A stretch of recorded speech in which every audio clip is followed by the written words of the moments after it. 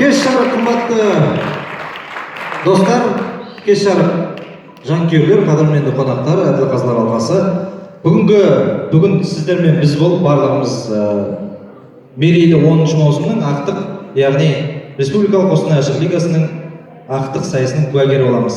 Жастардың жалынын көріп түсізіп, алдыға осы шығып кетейін деп тұр, сәл артқа жылжысаңдар. Иә, сәл сабыр етіңдер. Жалпы бүгінгі ойында Республикалық Қостанай ашық лигасы финалдық сайыс қазылар алқасы маусым бойына барлығын көріп келдіңіздер. Бүгінгі ойын Қостанай облысы әкімдігінің жастар саясаты мәселелері жөніндегі басқармасы мемлекеттік мекемесінің тапсырысымен саналы ұрпақ 2050 қоғамдық қорының ұйымдастыруымен өткізіліп отыр. Олай болса, финалдық сайысқа қош келдіңіздер.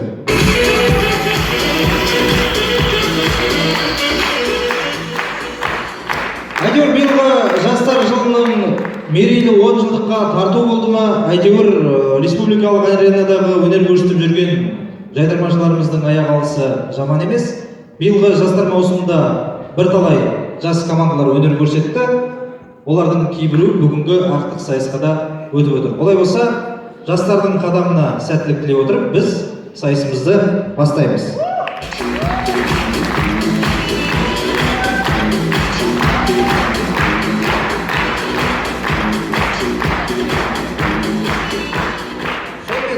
Финалдық сайыс командалармен таныс болыңыздар. Жәңгірхан атындағы Батыс Қазақстан агротехникалық университеті Еурополис Орал.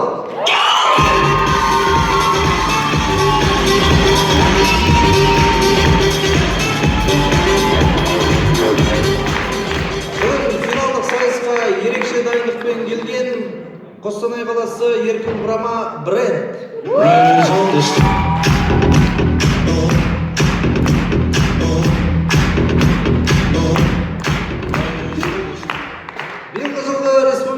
Премьер-лига ойындарының вице-чемпиондары Рудный құрамасы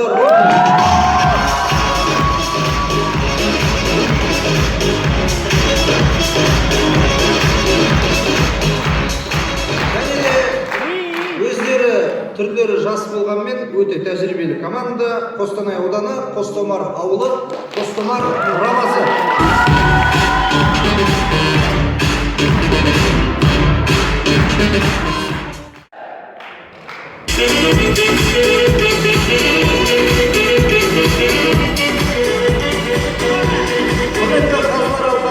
Өздеріңізге белгілі маусым бойына командалар ұпай сандарын жинап келді. Ұпай сандарына кезек берейін. Бренд Қостанай 31 мың ұпай жинап келді. Қостомар құрамасы 36 мың ұпай, Еурополис 41 мың ұпай, Рудный құрамасы 43 мың ұпай. Бірақ естеріңізге сала кетейін, бұл ұпай сандары бүгінгі ойынға ешқандай өз ықпалын тигізбейді. Бүгінгі ойында барлығы жаңадан нөлден басталады. Тек бұл ұпай сандары ойын соңында жинаған ұпай сандарына қосылып, ақшалай сыйлық ретінде командаларға табысталатын болады. Қошеметтеп қойыңыздар. Олай болса, сәлемдесу сайысы биыл жалпы тақырып жастар жылы. Сәлемдесу сайысының тақырыбы жастар армандайды. Финалдық ақтық бәсеке болғандықтан кішкене сәлемдесу сайысының ұпай санын да жоғарылатып отырмыз. Әдеттегідей 5 мың ұпай емес, осы жолы 10 мың ұпай бересіздер. Командалар соған сақадай сай деген үміттеміз. Олай болса, қарсы алыңыздар, жергілікті құрама Бренд Қостанай.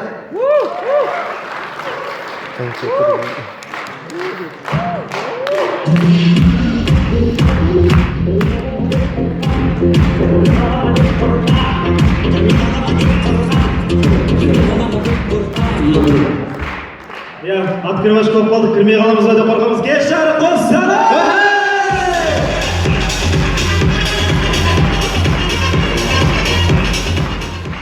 Жігіттер, бүгін финал. Керемет ойын, мына қараш филармония деп жатыр. Көрермендерді қараш, құдай, жарыс студенттер ғой. Қыздар ғой жартысы, құдай, жандарым. Бәрін Шымкенттесіздер ау деп, құдай, билет ала алмай, финал өтсіңдер ма, индіра емес деп өтсіңдер ма?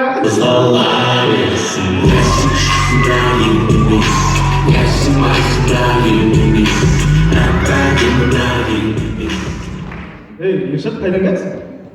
Үйлендім ғой. Ойбай, үйлендің ба? Үйленіп, көзім ашу. Кәдімгідей бірші орындап тым қараңғыда жүр екен ғой. Қазір бір адам танып қазір қалай заманауи киініп. Мына қарасай наушникті қараса тоқсыз. Ойбай. Сағатыммен сөйлесем, алло. Ойбай. Андай темекім зарядтап шегемін. Қазір деген дамып кеткен мен. Сендер әлі жүрсіңдер ма? Сосын, сенде. Мен қазір қатыным өстіп мен дамып жібер. Сен шудың ермінезді жігіт емессің ба? Тепсе темір үзетін. Кезінде шөпті айырлайтын да, біле білсең, қалай жаңа. Жұмса жұдырығында ашса алақанда ұстайтын. Қатын солай ұстау керек, не болды сен? Дұрыс айтасың, Бекіш. Мен бүгін үйіме барамын да. Қатынымнан быдышын шығарамын. Несін шығарамын деген? Быдышын. Болды, тамақ істемеймін. Өзі істеп алсын. Істесем істеймін, арасында істей алып жүріп қоямын. Сен қатының тамақ істетпей ұрмайтын сияқты ғой, ұрып тұру керек қой арасында. Бір қолым саяқты, бір қолым ұрып атам ғой, үлгерем ғой. Сосын бүгіннен бастап еркек болам болды. Еркек бол? Еркек өзіндікін әйеліне бермейді. Еркек. Өзінің андай маникюр, паникюрлерді әйеліне бермейді. Еркек болғансың, міне нағыз ер мінезді жігіт деп Марғұлан Бәкірді айтуға болады міне. Ол кісінде маникюрім болмай бермейді. Білемісіңдер, нағыз ер мінезді бұл Марғұлан ағай білесіздер ма? Осы Марғұлан ағай білесіздер ма? Bir жүргізуші ретінде ғана танисыздар білесіздер ма? Ол кісі ошақ шоумені. Тамадасы. Білмейсіздер ма? Экранға назар аударыңдар. бүгінгі той өздеріңіздікі сонша бір кішкене бір егде былай ол кісі біледі да, Жайдарманда нан болмайды біледі да. Тамада болып кеткен бұл қап болып.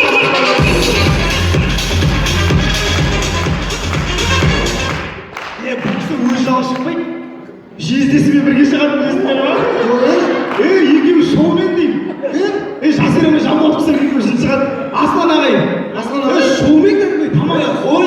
Білмейсің жоқ. Экранға назар аударыңдар.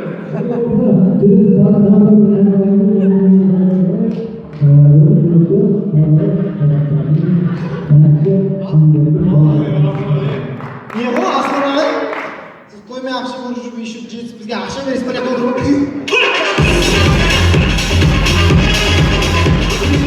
Басқармасын бастығы дейінші. Еще ойын соңында бір ретке 1000 теңгені біз жүгіріп барып оны алып, еще тамада. Бүгін сәлемдесуде 10.000 теңге. Мен солып кетіп отырмын.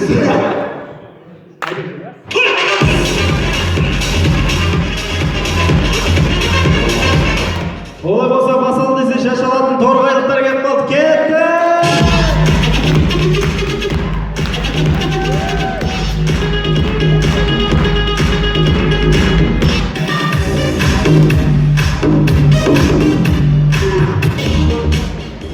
Қайырлы кеш достар, сонымен көрейік. Әмір Темір қайтыс болғаннан кейін отырар халқының айтқан сөзі. Темірға бас аман болсын деп.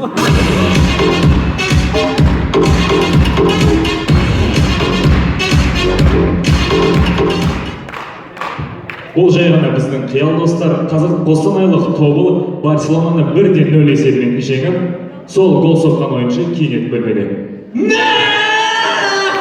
Осы аяқпен соқтым ғой. Алдына Месси шықты, былай алды. Қалай соқтың? Сіңірім батып қода, байқау сіңірім бітті қоқсын. Жаман соқты деймін. Фото батысы болады? Соқты ма? WhatsApp'та жіберді сосын ұмытпай.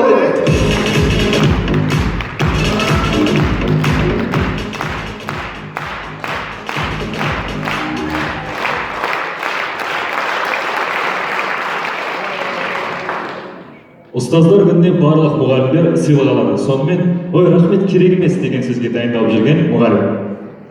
Ой, жоқ керек емес. Біртігі жағымпаздан атқан сияқталады. Жоқ керек емес. Біртігі сұлатқан сияқталады. Мама, керек емес. Біртігі өкмет айтсақ. Мерекеміз бе? Мерекеміз бе? Қайдаласыз ба? Қайдалатын, иә. Мен маған еңбек кабинетіне кіріп кетесіз ба? Еңбек кабинетіне бұл қолын тартшы. Біртігі өкмет айтсақ.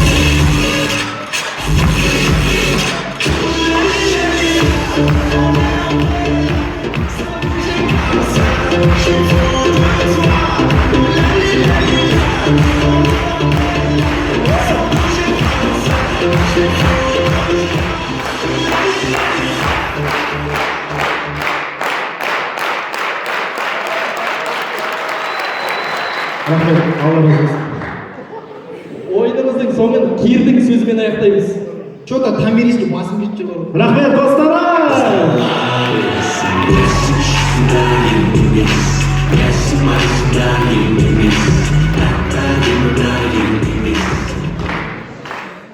Жалғастырамыз. Ортада Жәңгір хан атындағы Батыс Қазақстан агротехникалық университеті, Европолис, Орал.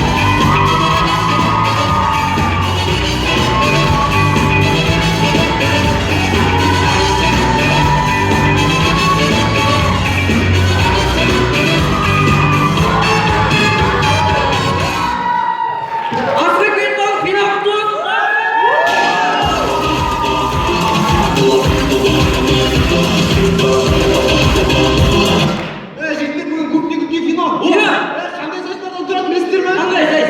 Бүгін сәлемдесу, үй тапсырмасы бар, ән сайысы бар, би сайысы бар. О, жігіттер бүгін тамақ пісірмей мод болса таза 6 күн ойын.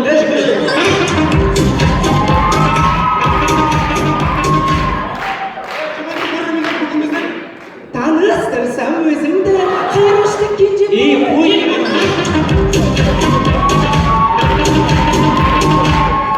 Жігіттер, бүгін финал болғандықтан мен өте энергияға толы үшін бүгін ұйықтататындар мен ұйықтатпайтындарды қатаршып алдым. Енді Жігіттер, еш айтып па, өстік шаппай жатсақ. өстек шаппай бар.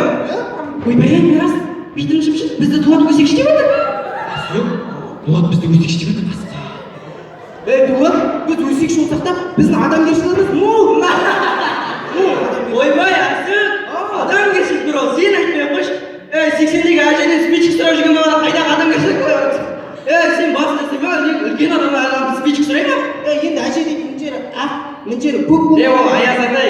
Бірақ енді ана әже дегенде де еріне ботокс жасатып алған, кірпігін көтеріп алған, қысқа юбка киіп алған әже ғой. Сонда да жасты сен алмайсың ол кісіні. Бірақ ана әженің адамгершілігі мол екен. Неге? Енді спичек сұрасам жәшік алып келіп.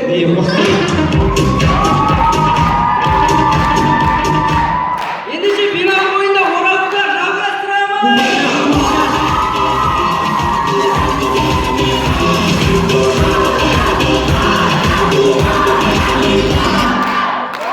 Соңғы құрметті достар, тамашалаймыз.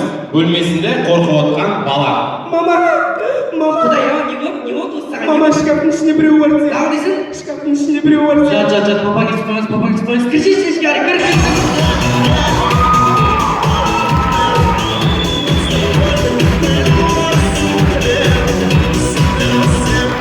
Достар, көреміз. Өзінің машина айдайтынын көрсете алмай жүрген бала. Тамақтан алып отырады. Екеуге машина тамақ. Жоқ, за рулем.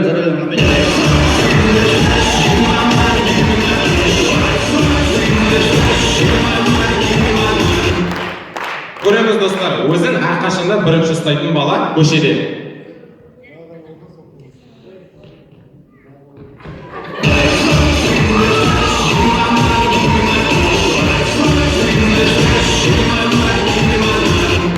Поэзия оқитын жігіттердің стрелкасы.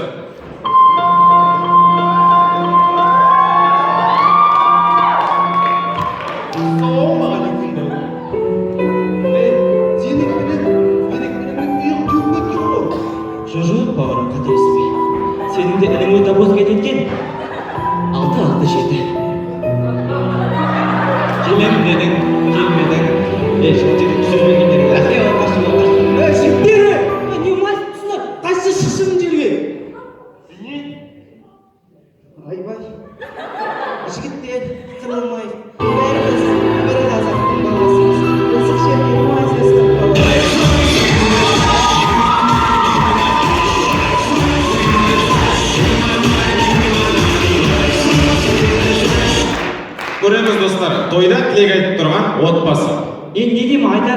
кішкентай балам сөйлесін, балам сөйлей қой. Ал енді Домат аға, Жазира жеңге, тойларың құтты болсын. Мына Домат ағаның қолының сығанағы бар. Ол кішкентай кезде ат тепкен құттай кантужный болды. Мама сен туралы да айта құрма мені. Мына мама үстіндегі көйлегін көрші Айгүл ападан ұрлап алған. 2000 теңге қазға тырнағы жасатты. айтпа оны. Айта өзіне жасайтын. Папа сенгенде айтамын да. Мына біздің папаның да қолының сығанағы бар, ол да құттай кантужный. Екеуі ұқсап кетті ғой. Енді ағайын інілемес та енді. Енді ағай көзілмей жаттаған сөз айта қояйын. Сол үшін алып қояйық.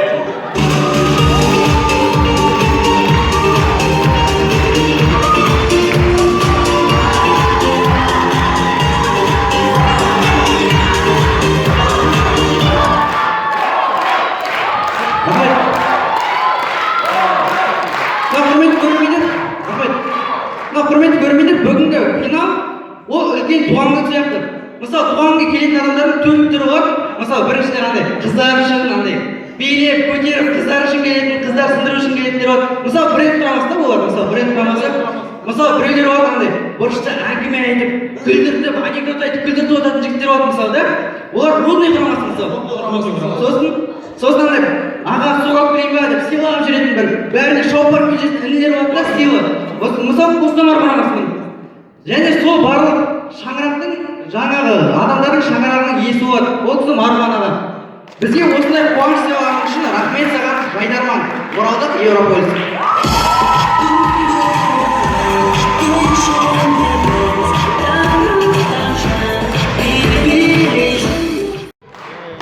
Рахмет. Еурополис құрамасы Жәңгірхан атындағы Батыс Қазақстан агротехникалық университетінің ректоры Наметов Асқар Мырзахметұлына өз алғыстарын білдіреді.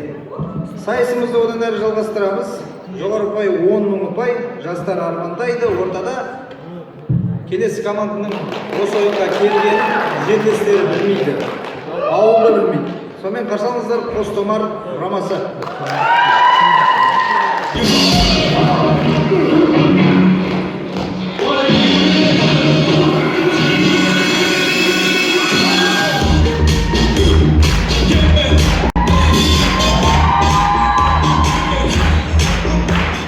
Финалда Қостомар ауылының амбассадорлары. Андағы сөзінде бақа брадан естіп, амбассадорын шарш емесін. Сәлем финал!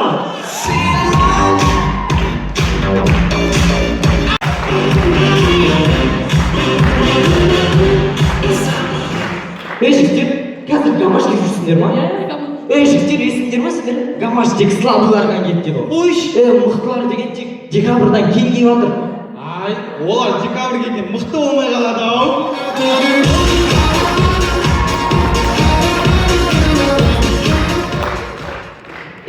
амбассадорлар. Біздің ауылдың красавчик модник братан деген. Киімдер базардан, арзан бағадан, киімдер базардан, базардан. Кредитпен жаба салам, қарызға пирожки ала салам. Қалай, тақия қалай? Ауылдың жолдары сияқты. Ой, нашарманы, беткен жол орсын.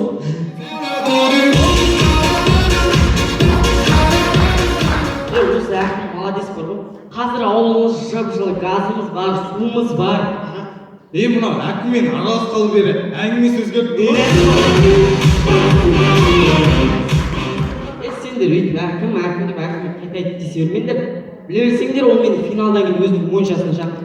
Мектеп суық болады десе бүгін, сендерді шақыр. Мектеп жылы ғой, курткамен отыра береміз ғой біз.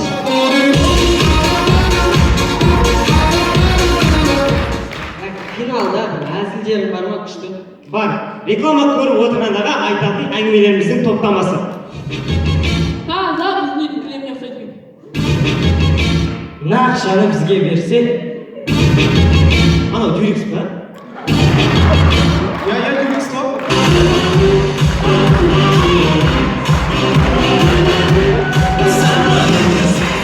Осындай әзілдер бар бізде.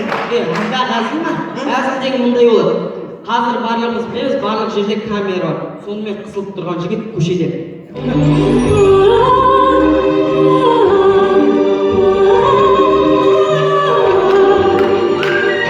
Брата, қойсайшы болды. Баняқ жаңа өрес қоясың.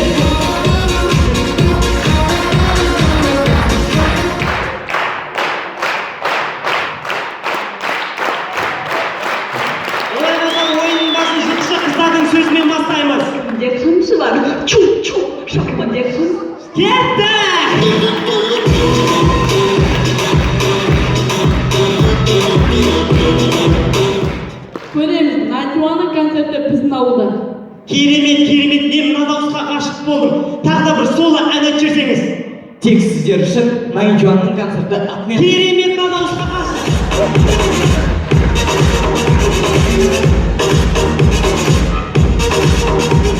Бәріміз жеті қадынан білеміз. Алтауын тауыпты жетіншісін іздеуде. Так, не қоймысың. Жас. Мықты.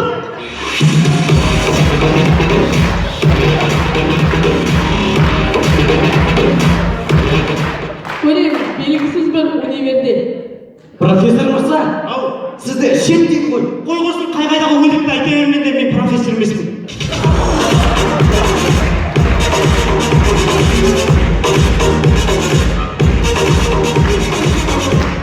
Көреміз үш бейтін әңгімесі.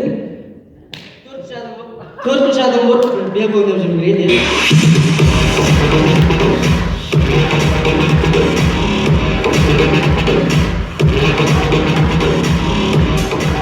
Ол әзілді ата әжесінен үйінде қонғандар ғана түсінеді. Сонымен үйде.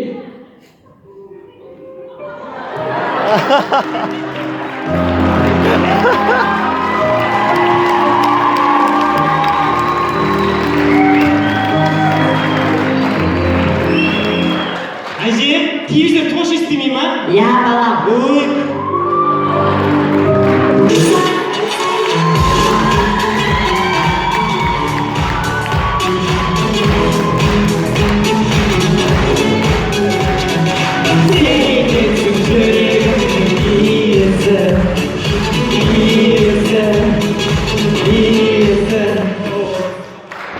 Сіздермен бірге болған 7 жыл маусымда 3 жыл финалда эфирге деген бір қадам Қостомар ауылының құрамасы. Рахмет Қостанай.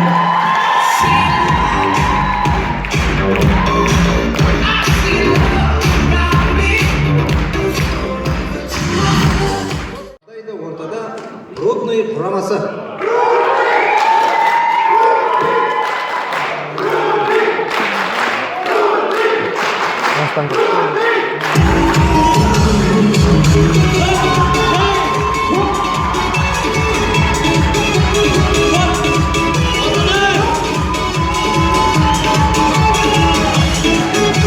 не керексіңдер дейді?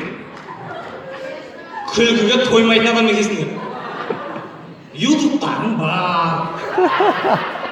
Инстаграмда вайн деген жетіп жатыр. Қатынымен түсіретіндер бар.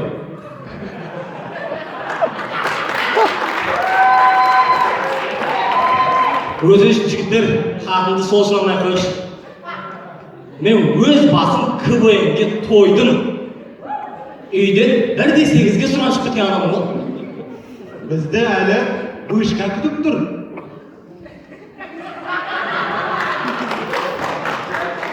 Әрбір пендені түбінде бір вышка күтіп тұр ғой. Дайынсың ғой ота? Дайын болмасаң асып қоя қойсай.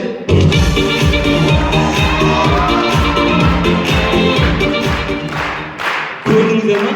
Финал, шоу, массовка, шиқпа. Бұның бәрі бұл жалғанда уақытша. Қу дүния, ешлерге. Маңызды ойын дейді. Өмірде маңыздысы бұл емес қой. Өмірде маңыздысы сыйластық қой. Сіз іздесіп жүру ғой. Дұрыс па? Жоғай.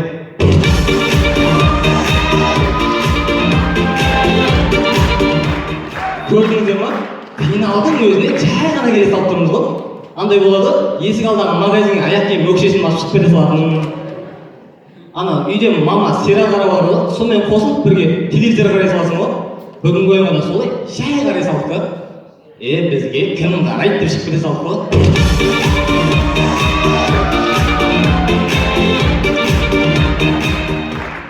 Дым жоқ деп финалға өткенбіз ғой.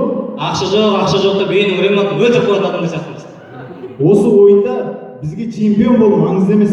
Ішімізден болғымызға өлтір. Не керек өтірік алу? Негізі әңгімесімен ниеті сәйкес келмейтін адамдармыз ғой. 200 адамдармыз ғой. Андай 200 адамдар болады, қалай түсіндірсе екен оны.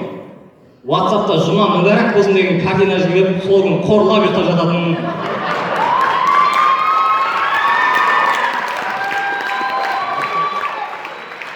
инстаграмда қазақ қыздарының ары, қазақ қыздарының намысы деген пост салып жолдас балдар саунаға шақырып бас баратын, халал тойда шайнекпен ішетін,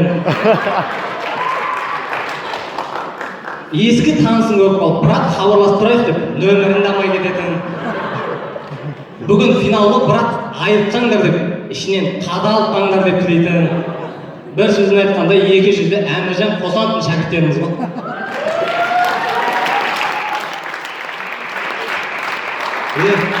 Прям сондайсыңдар ма не?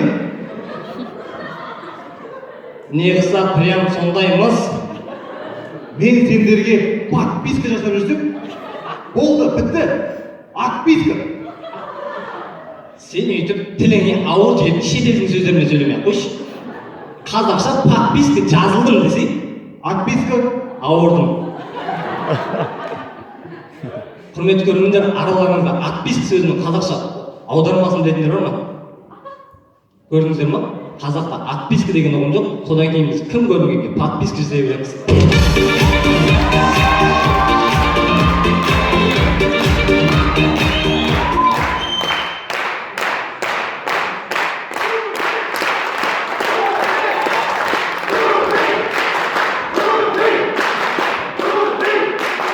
Жігіттер, сәл паспен ойнайықшы.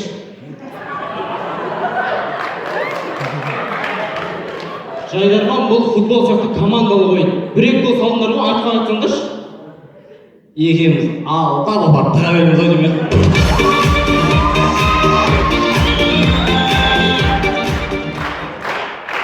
Алдын ойын Алматы қаласына баруға ақша сұрап акиматқа бардық. Олар түрімізге қарап көп балалы отбасы деп ойлап кредитini жауып беріп Алматыға баруға ақша берді. Адам қорықпағандай мынаны шетін аударған ба? Пойызға мінгеннен есірдік. Карманный зарядчик алдық. Китайский наушник алдық. Саршағаннан балық жедік. Коляска өткен сайын чипсы жедік. Проводникке түнде ақша төлеп свет жақып өтіп. Бәрін сатып алған соншалық мылқау жігіттің өзі ырза болып сөйлеп кетті ғой.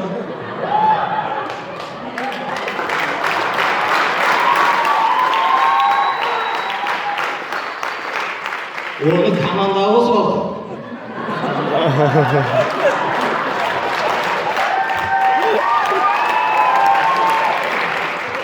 Хабарлашы.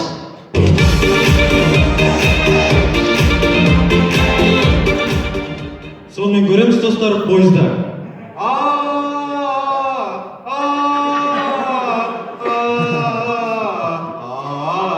Түн болды, ешек құсап аңырап жатырмыз.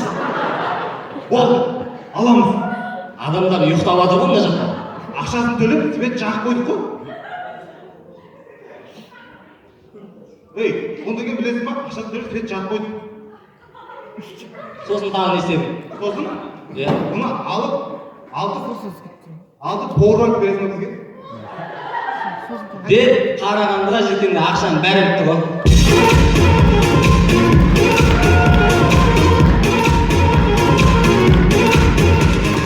Көрдіңіздер ма? Әкімшіліктің сеніп тапсырған ақшасын өз пайдамызға жарап тұрған ұятсыз нағыл адамдарымыз ғой. Андай ұятсыз адамдар болады, қалай түсіндірсе екен ғой. Болды, танымайтын ресторанға кіріп қыз жақтанмын деп тойып тамақ ішіп кететін. Мартқа туалет үшін ғана кіретін. Сосеттің үйіне кеп тұрған кабельді өзіне тартып ала салатын. Қонаққа бара салып, Wi-Fi-дің паролі қандай деп сұрайтын. Үйден мусор алып шығасың ғой, анау баққа апаруға ерініп есік алдағы орнауға тығып кететін. Қонақ келгенде ассорти жасап қояды ғой, содан бір колбасаны аузына тығып жіберіп, ана екеуінің арасын жақындатып қояды.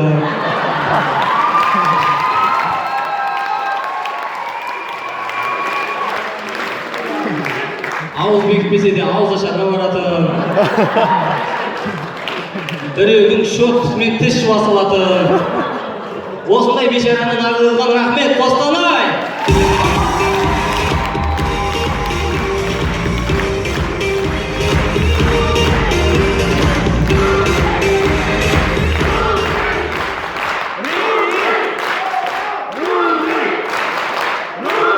рахмет.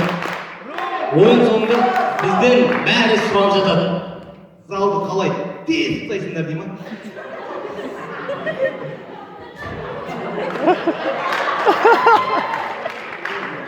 Неге карьер жайлы айта бересіңдер дейді. Оны 100 рет естігенше бір рет көрген дұрыс.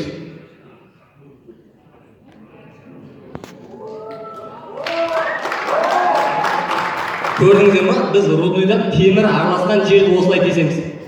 Намек па жаңа айтам. Намек басында да. Сіздердің алдарыңызда өнер көрсеткен өздерінің қалалары туралы ешқандай әні жоқ Рудный құрамасы. Рудный.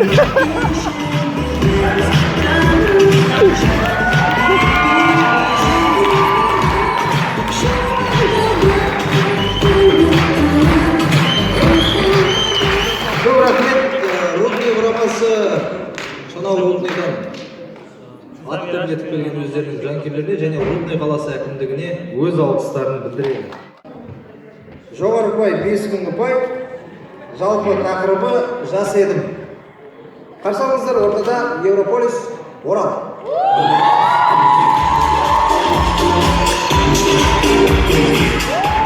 Достар, дүниеде түрлі жағдай болады. Сонымен көреміз, өзінің алып қашып келген қызын басқа біреу алып қашып кетті. Сонымен отбасыда болған оқиға. жоғалтуға мінісе, жоғалтуға зат болу. Қалай болды айтпасына? Енді әшеге сені әшеге табалдырыққа қойып қойшы қой. Енді әжеге не болған? Әше темекі шегіп қойған ғой. Қуасына әжең темекі шегіп жүрмесе ең? Әшеге соны әкесіне табақ тұрып алу керек. Қуасына сен дейтін құтақандай ойбай әке 15 жасында үйленем дейтін қорқыт. Мен саған айттым, көке дыпырсың дедім. Жоқ, мужской понятие. Қайдағы жоқ қатын неге алып кел? Қатын емес, қыз анау. Қыз деп қыз емес, маған етті. Ол маған етпес, ол школьница. Родной тұрым мынау дейтін. Түнімен бабы ойнап, осыған тек. Родной ма, әңгіме айтып қойшы. Родной шарамайсың, отыр көке. Антак 8 көз сыйла. 8. Сенің маман, семіз. Ол сенің әйелің емес пе? Натуре семіз ғой бірақ.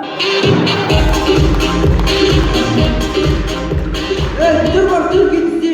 Шкафына астарын қара дұрыстап бар. Айгүл, іңкар. Сәуле, қайдасың? Нешеміз алып Білмек кеше таныстық оны тұқап тұрмын ғой.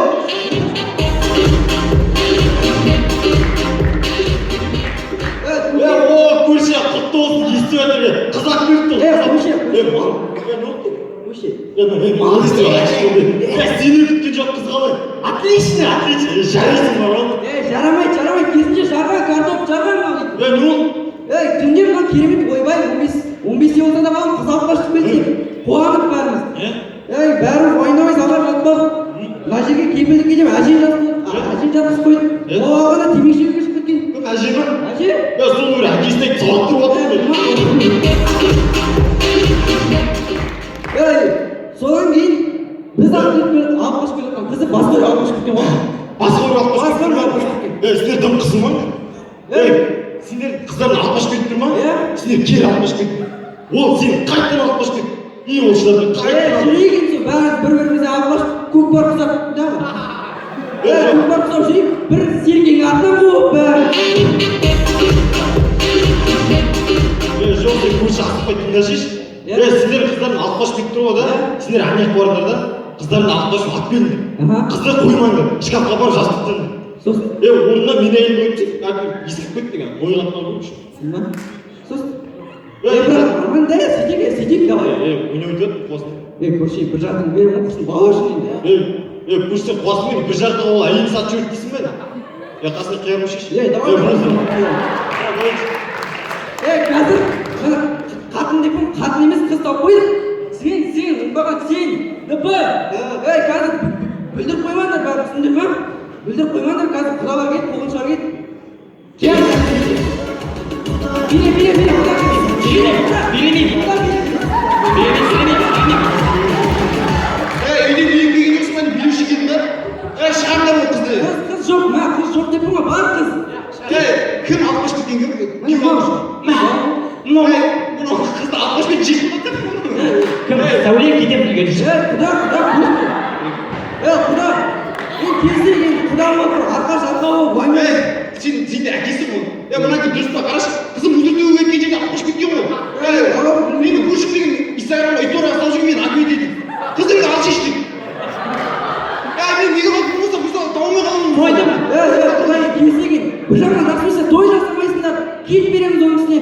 Сосын қызақ істейтін бар, соны береміз. Күшіміз бе, ақша береміз бәрімен. бірақ Келсек, қазақтың дәстүріне алып.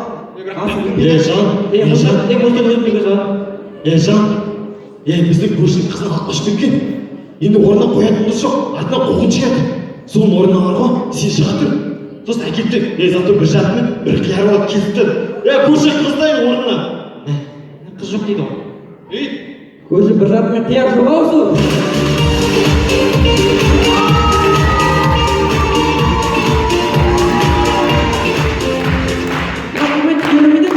Бізден көп сұрап жүрді, осы сендер көрерменді қайдан табасыңдар деп. Мына біз, негізі олар Оралдың ма деп сұрап жатыр, жоқ олар Қостанайдікі. Біз осы уақытқа дейін алғысымызды айтамай келе жатып, осы көріністі пайдаланып, сіздерге рахметімізді айтқымыз келіп тұр.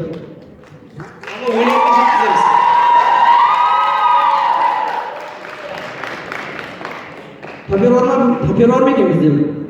LED экран бар ғой, соны қосып отырып жаңағы.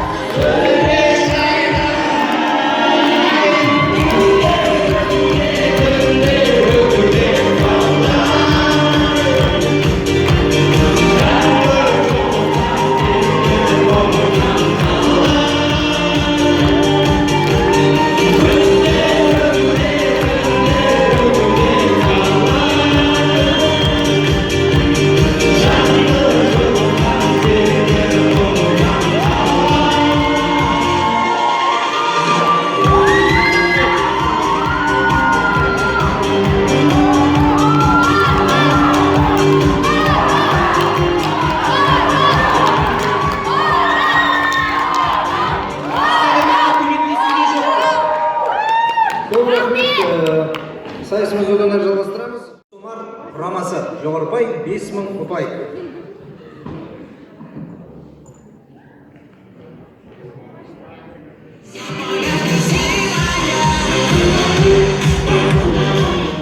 Бір айдан кейін жаңа жыл. Біздің мектеп жаңа жылға дайын.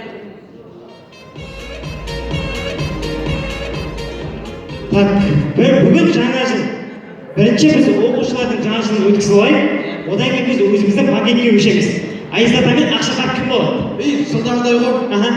Айзада еңбек пәнінің мұғалімі Жәмил апай болады. Ақшақар физика пәнінің мұғалімі Жеңіс ағай болады. Жас әдемі ғой. Сосын екеннен қалмай бәріміз Алексойдың қарызын қайтарайық. 3 жыл болды. Жылда келесі жылға отыра бересіңдер. Сосын банкетке бәріміз 5000-нан қосыламыз. Практиканттар 3000 қосылсын да. Неге? Олар мұғалімге қарағанда аз жұмыс жасайды ғой. Жарайды, сөйтсінші.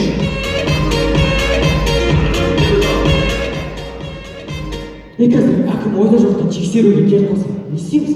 Аузынан жылан тепсін. Ат жүгіріп қаласың. Айтпауын дейді, келмейді әкім. Ана жақта әкім келеді. Қойшы, сен онда бар алдандыра тұр. Біз не істейміз так-так, Жәмила сен бауырсақ пісіре бер, таксилер салат істей беріңдер. Алло, Базарбек аға, мал соямыз, әкім келеді дейді. Әкім. Танымайсыздар ма? Мен сіздердің ауылдан жаңадан келген әкіммін. Родной, қашан келгенсің, родной. Неге айтпағансың, ауыл екенсің. Әкім тауқы. Әкім тауқы. Еңбек пән мұғалімі. Көктайғақ дейді. Не істедің сен? Өздерің ғой алдандыра тұрыңдар деген. Не істейміз енді, не істейміз? Әкімді аттауға болмайды, адамды аттауға болмайды ғой. Бұл и так адам емес қой.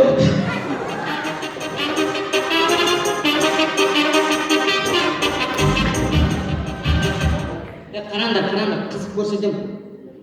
Құрметті ауыл тұрғындары, биылғы жылдан бастап ауылға газ өткіземін, жол саламын, балабақша орнатамын. Ақшаның бәрі өз қалтамнан. Әкімді доп қылдыңдар ғой, не істедіңдер сендер?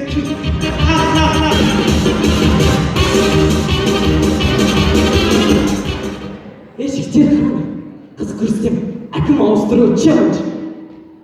I used to be so beautiful, now look at me. My actions.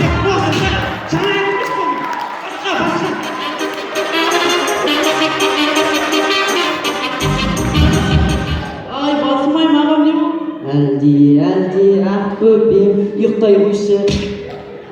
Неге ұйықтай бересіңдер? Тағы, бір нәрсе. Не істейміз? Бейдік. Қара. Құрметті Қостомар ауылының тұрғындары, ауылына шығып!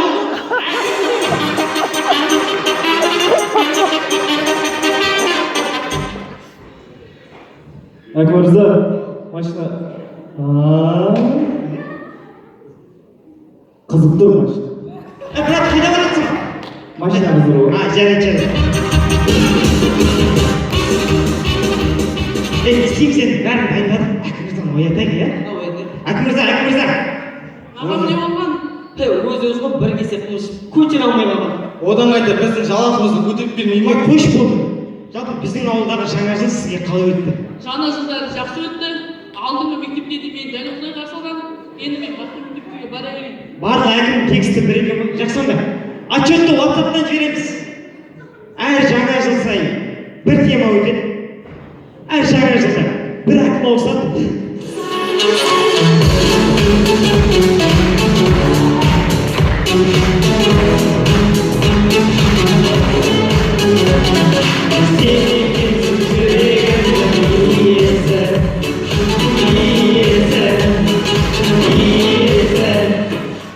Өздерінің ауылының жағдайына қарамастан әкімдерін жақсы күте алатын Қостомар ауылының құрамасы. Рахмет, Қостанай. Екі жас бақытты болсын.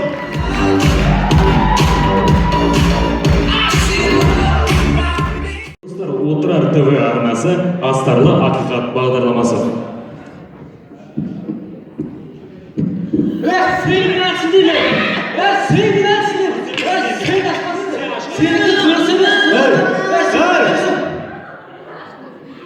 Не мағыраватсыздар шеттерінен? Көрші студияның адамдарын қарашы, түнгі студияда. Қалай керемет үндемей отыр. Ойбай, Бір шақырып ойбай, эфирі көрсін деп. Таза айламын деп. сендердің студияларында условия жоқ. Сендер түнгі студияда күш бар ма? Жоқ. Ішінде ақпарат құралдары деген сыртқа жазу жоқ. Жоқ. Бұйырса жасаймыз деп отыр. Ақырын барсың. Фитне.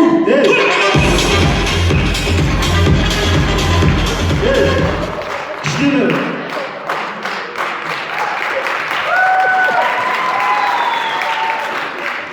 Кішкене көріп отырыңдар, эфир үшін қайттан бастаймыз, кешірім сұраймыз.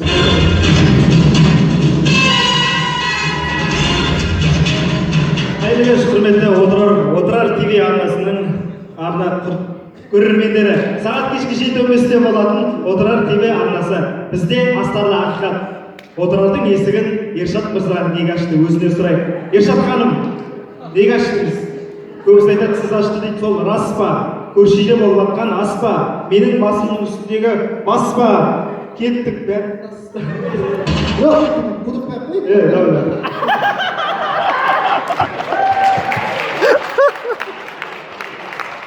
Люля, былай болсын. Мен айтып берейін, не шашқанымды. Отырардың іші күттаяқ. 6 ай болып жатқанымыз жоқ. Бізде жатырмыз ғой сол жерде. Қой, сен жатқан ең. Мен де бұл. Көрмедім ғой. Мен басқа жатырмын. Западныйда болдық қой просто. Жатырмын да. Сонымен, мен сол жерде жатқаныма 6 ай болды.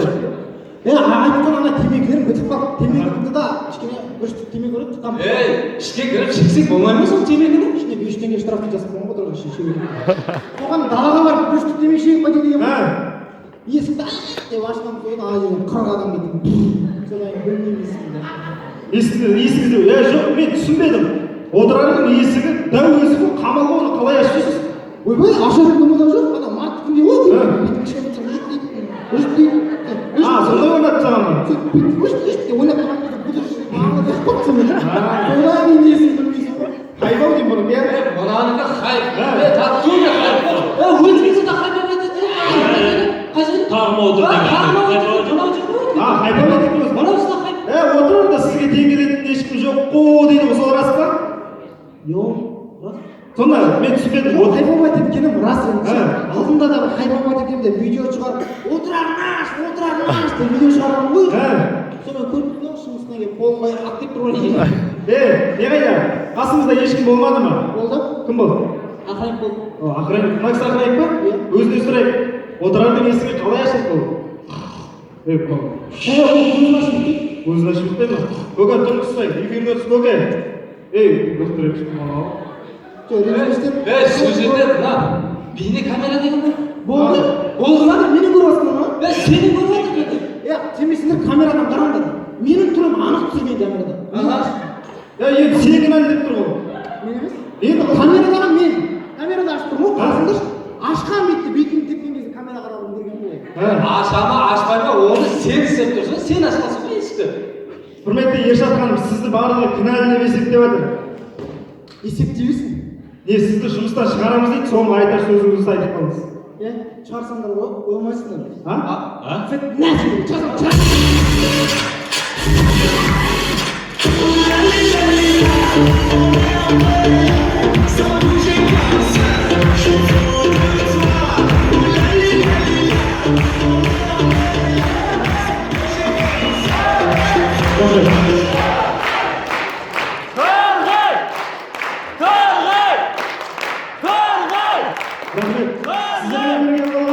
Спонсоры жоқ, ақшасы жоқ, бірдей формасы жоқ, қостанайлық құрама. Рахмет сіздер үшін. Рахмет.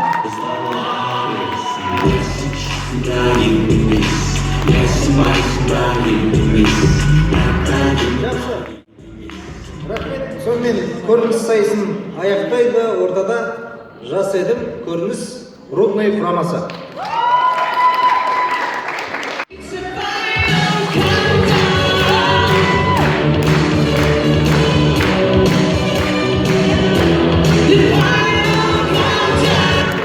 Достар, әр қаланың өз қаһарманы болады. Сонымен Рудный қаласының қаһарманы ол Рудмен. Этажы яжыр.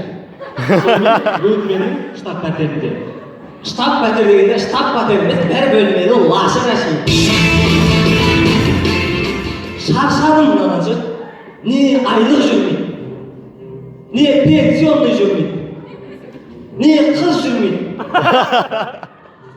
Біреулер сөз салып қатына кетіп отырушы.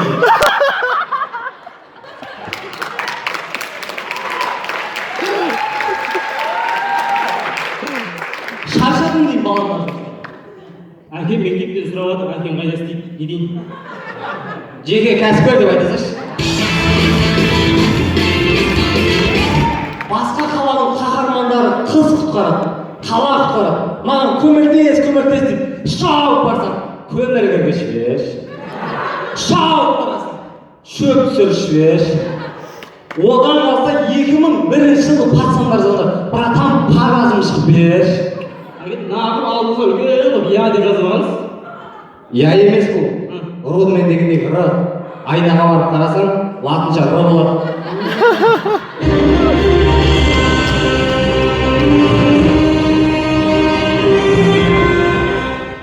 Қаһарман Рудмен? Әкім мырза. Қаһарман Рудмен? Ойнатпай-ақ қойшы. Қаладан саған супермен ескі киімдер беріп жүр.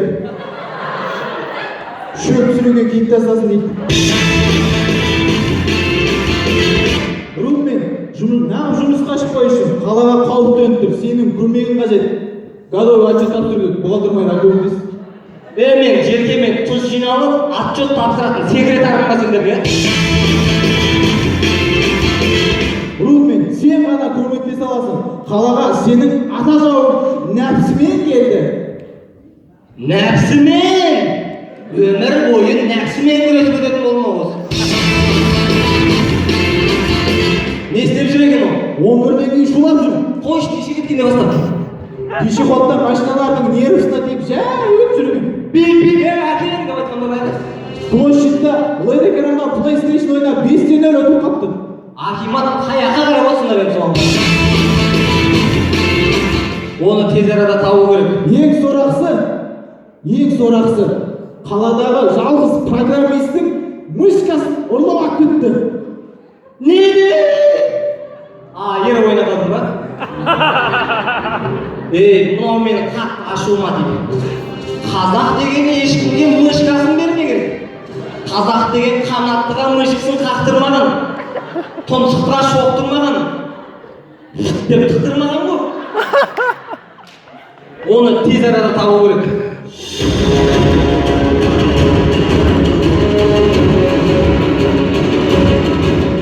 Жатыңдар, бұл нәпсі? Қаһарманымын мен. Әкім мырза, қаланың барлық мықтылары осында екен. Нәпсімен нағып алдыма үлкен қылып и деп жаза қойсың? Ол и емес. Нәпсімен дегендегі н. Айнаға қарасаң, н болып көрінеді.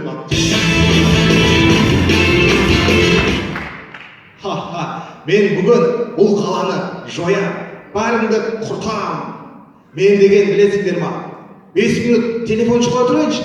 Жатам ғой дейтіндерге 5 сағат телефон шұғатып қоям. Ой, болды ғой, азаннан бастап жүгірем, спортпен шұғылданам дегендерді семіртіп жіберем. Болды, осы соңғы стакан дегендерге 20 стакан қосып берем. Мен тұрғанда олай болмас. Мышкыны қайтар нәпсімен. Жоқ, қайтармайды. Ата-анаңды жақсы көрсең, мышкыны қайтарайын.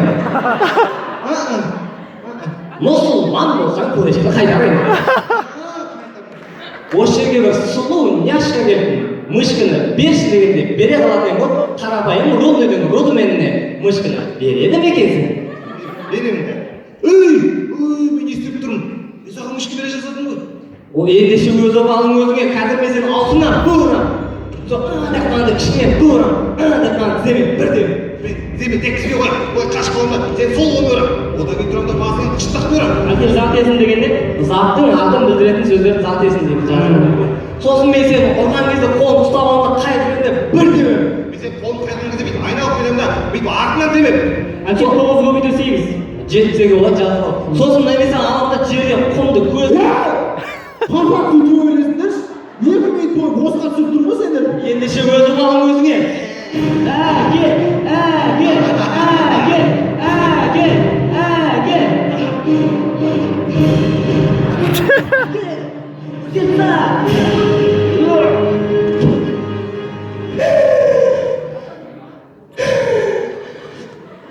Әке, күн жүйесінде неше планета бар еді? Спонтанно сұрақ қойып бір сабақты оқшы айталайын еді.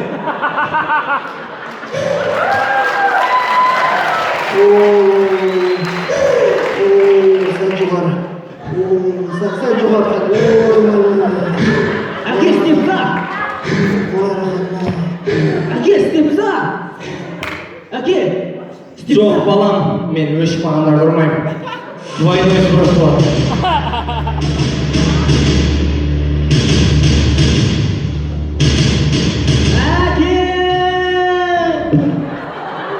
Рудмен, сен қаланы құтқардың.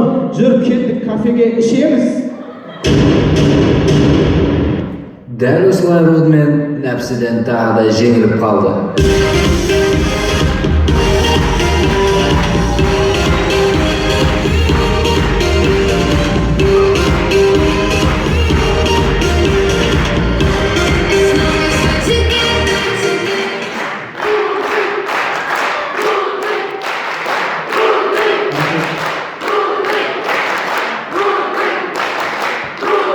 Биік шыңға жету үшін сенің мақсатың биік болу керек. Бүгінгі таңда командалар бір-бірімен күресіп жатыр, ал біз өз нәпсімізбен күресіп жатырмыз. Рахмет, болмайды.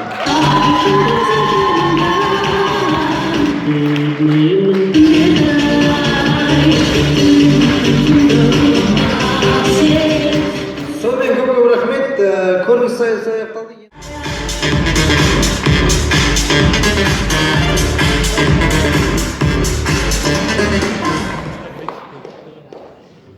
Құрметті көрермендер, жайдарман сүйер қауым, барлықтарың жаңадан бері естіп жатқан шығарсыздар. Біз осы ұлттық ат спортын дамытып жүрген бірден-бір азаматтардың біріміз осы Қостанайда. Сондықтан өзіміздің қолдан келгенше қазір Қостанай ауданында Арғымақ деген ипподром бар, Заречныйда. Сол Арғымақ ипподромында өзімнің атымнан бренд жайдарман тобына келіп, менің сәйгүліктеріме мініп, қасиетті деген ұсыныс. Барлық жайдарман ұжымын да шақырам Қостанайдың. Бармалаға өзіңіз бастап келеді деген сенімдеміз.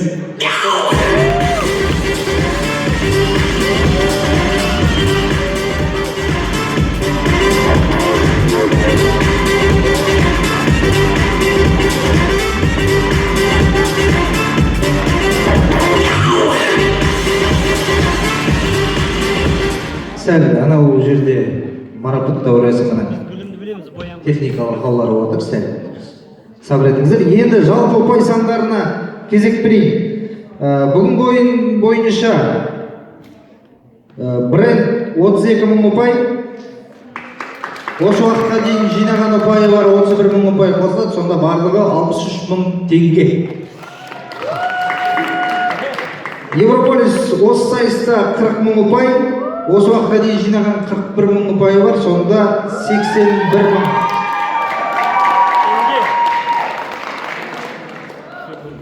Одан кейін Қостомар құрамасы осы ойында 67.000 ұпай, оған осы ойынға дейін жинаған 36.000 ұпайы бар, сонда 103.000 ұпай. Рудный құрамасы осы ойында 91.000 ұпай, осы уақытқа дейін жинаған 43.000 ұпай қосылады, сонда 134.000 теңге.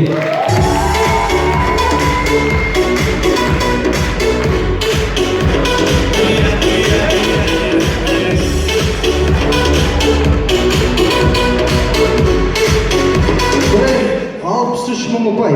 Келіңіздер.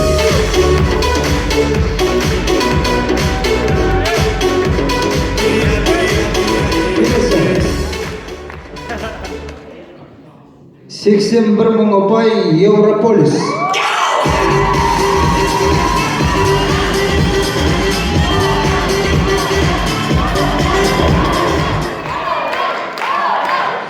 Жүз мың ұпай Қостомар құрамасы.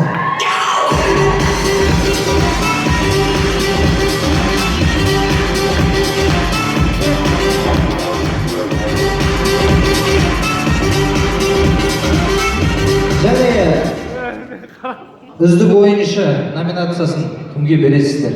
Үздік ойыншыға жүзесіз.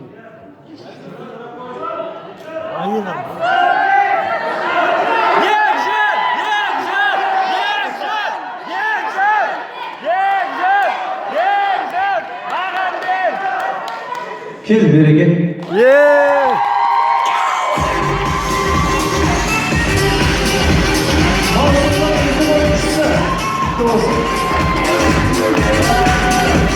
Және бас жүлде 134.000 теңге және кубок Рудный құрамасы.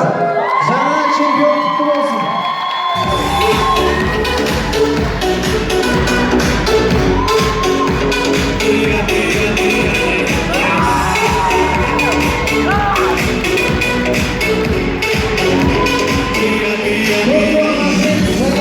Жайдары сайыстарында жүздескенше аман сау болыңыздар.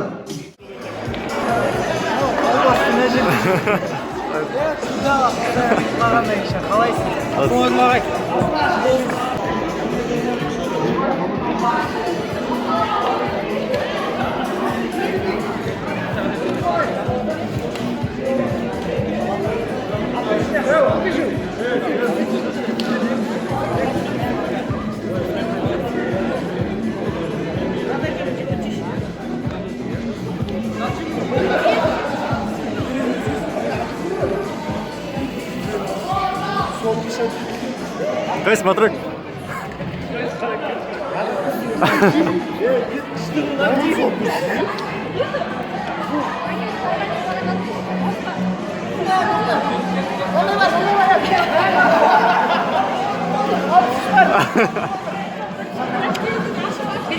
Береке. Жоқ, қыздар сыйламай. Жоқ. Ержан, күліп тұрсай, күліп.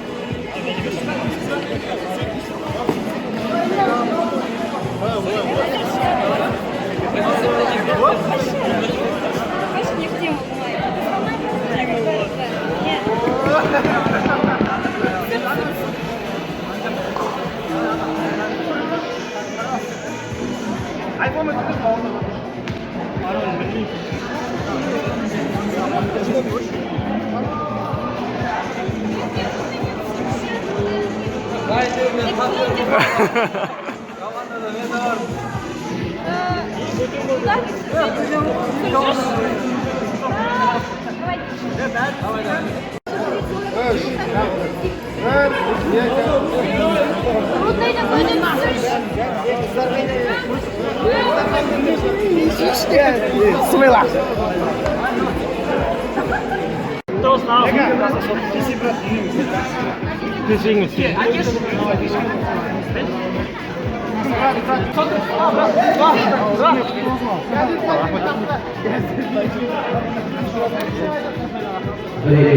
Құрметті командалар,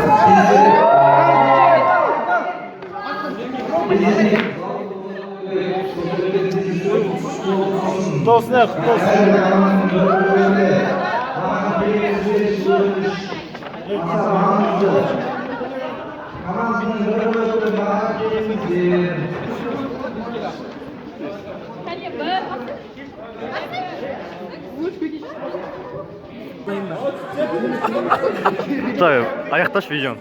Құрметті достар, келесі жылы берекелердің орнына Омар ұрпақтары жалпы дәл осы сахнада республикалық жайдарманда ойнайтын болады. Бізге де жұғысты болсын, бірақ біз чемпион боламыз деген. Ай, көреміз. Ой, видеоны аяқтандыршы, біреулерін қойшы. Бітті, короче, давай. Видео аяқташы сен. Керемет болды ойын. Рудный құрамасы всегда чемпион.